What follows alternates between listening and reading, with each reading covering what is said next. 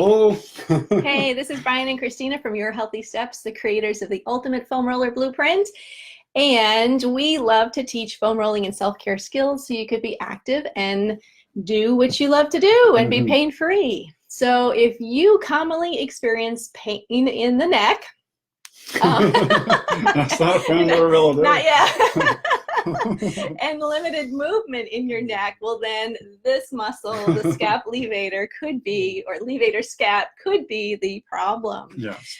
So we're going to give you some information about this muscle, and then we'll give you some self-care tips so you can help release some of that pain. Absolutely. Yes. Okay. So this is for educational purposes only. We are massage therapists. We've been massage therapists for the past 15 years. And so this is information we've shared with our clients, and we want to share it with you too, because it's helpful. I'm having trouble speaking today. Okay. So do you want to give a quick review about this muscle? Absolutely. So we're going to be using Manny here. So this muscle really is on both sides of your spine, on the back of your neck, and it runs on both sides, obviously, from the first 4 vertebrae of the spine of your neck.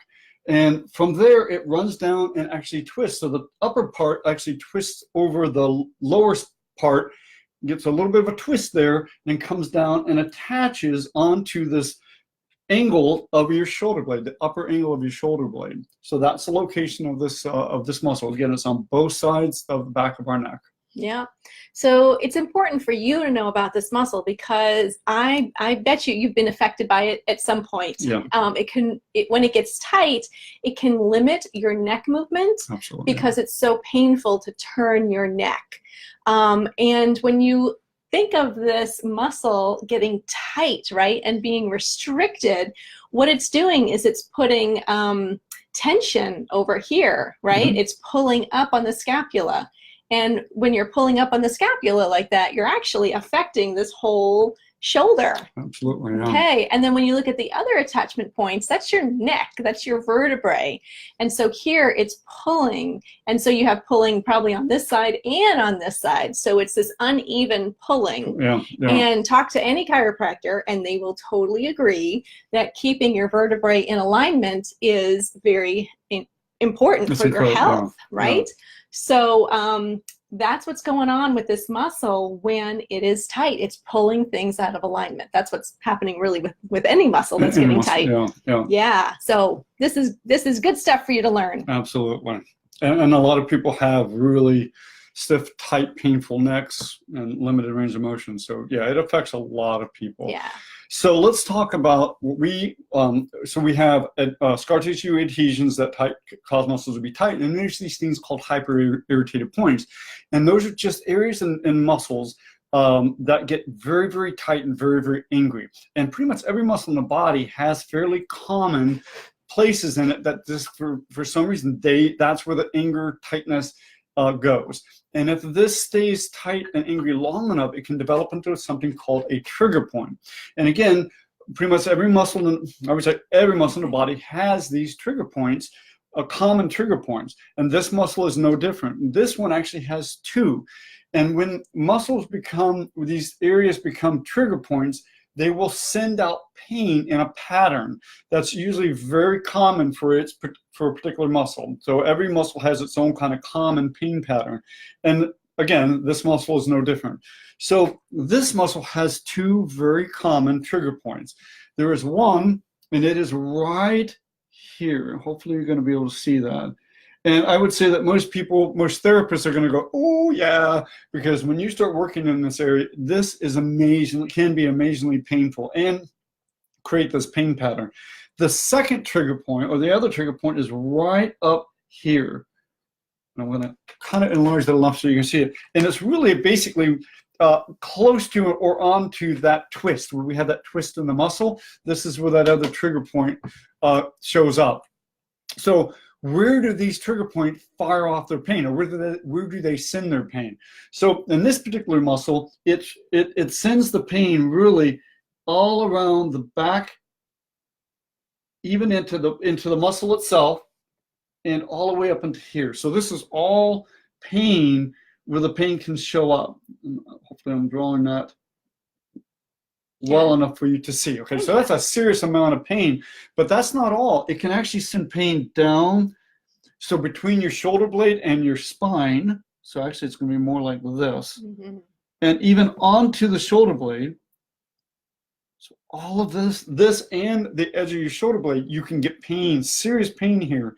And it sends pain down into sort of like this little circle, just like that on the arm. I don't know if you can see that, but it's right like this. Yep. There we go. That is the very common pain pattern for levator scap. And this one would be on both sides, by the way, not just on your right side. Okay, that is a very common area that we can have pain that's associated with this muscle. Right, yeah. And so the most common complaint people say when this muscle starts to get tight is that they have a stiff neck. Tight, painful, yeah. Tight, painful neck. And that when they turn their head, it hurts.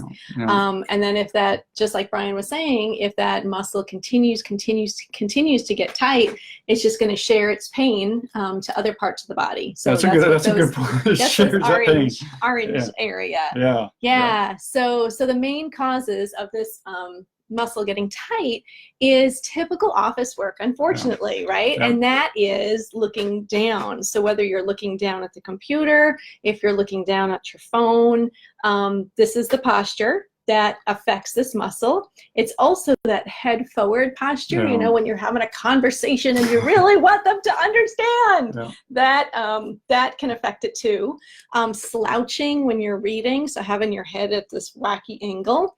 And then if you think about, like Brian was talking about when we went to see a show one time, and instead of looking straight ahead at the show, we spent 2 hours with our head cocked to the side. Because the chairs were sitting sideways, and the show was over there. And, right. So having your head at a turn for a long period of time, like if you're watching a show, or maybe you're talking to a person at a dinner party, and or even like head, Christina and me right now, we're not facing each other. We're turning our head to talk. Yes. So that just keeps that muscle turned, right? And it gets hard and it gets tight in that area, just being consistent. The other thing is we're talking about swimmers when they're doing the crawl, right? And their head is going in the same turn each time. So that's another way. It just keeps on. It's that repetitive movement. Yeah, and in the medical books I was reading, it was a tennis match. You're going back and forth like this in a tennis match. We'll just blister this thing up. Yes. I was saying an argument between, if you were watching an argument between two friends and you were going back and forth, I shouldn't say. But I mean, that would cause this thing to fire off. Yeah. Okay, so you ready for some self-care tips? Because I bet you're like, oh my God, yes. Okay, so this muscle, we can get to this area pretty easy, but the rest of this along the neck is a little bit of a challenge, and we advise you that if you want to do some self-care in here, get some training from somebody who really knows what they're doing, because you've got a lot of stuff going on in the neck. The neck is not something to be messed around with if you don't have the education or the support from somebody who knows. But this area, we can work on that. So we have a foam ball. And so this foam ball you can put right here, and then just like a bear against a tree, you can take this foam ball between a wall and you can just rub up and down and get all the area that's tight and tender. And then when this is not firm enough for you anymore, we have the myofascia ball, which is really firm, and you can then go to that next. And so we do teach this in the Ultimate Foam Roller Blueprint. We do. Yep. Okay. So we do recommend doing the foam ball first, because the hard rope. This is intense. So you don't want to jump right into that. Right. Okay. And then so we have stretching. Yes. Right? Stretching too. So a good way to stretch this muscle is, first of all, we want to roll your shoulders back and push them down, right? So now you're pushing the shoulder blade down. It's going to put this already on a stretch. Now the side that you're stretching, you're going to take that hand, grab your chair, and now your head, you're going to turn away from the side that you're stretching and take your nose and point it towards your underarm. And there you go. So my shoulders are being pushed down while I'm holding onto the chair, and I'm bringing my nose to my underarm. And so just breathe out while you're stretching. And we know the longer we hold a stretch, the better. So give a count to at least 20 and just be gentle. Don't do it. It shouldn't hurt. It should feel good. And then of course, then do the other side. Okay, but again, this is a muscle that really, you can do that stretching, you can do the self-care here, but it's really a good muscle that if you're saying everything we're talking about, you're like, oh, that's me, that's me, that's me. Go see a massage therapist, go get somebody who can really work on that muscle. Because we were saying that one thing we like to do is this muscle, it pinches the shoulder blade. So what we commonly do is we'll push that shoulder blade up, and then when we're working on somebody, we can sneak in and we can get the attachment that you can't get to with the foam ball. So this, again, it's an important muscle to work on, and getting somebody who really knows what they're doing is going to make a big difference in your neck. Absolutely. And just want to throw this out there. If you do have any concerns or issues with your neck, you're just not sure how healthy your neck is, before you do any of these stretches or trying to get just go have it evaluated by either your doctor or physical therapist, and get a clearance. Don't go in there and start trying to change something. If you know that there's something's going on and you've had some issues with the neck, play it safe, get it checked, and then once you get a clear bill, then you can go to it. Sounds good. Okay. Okay.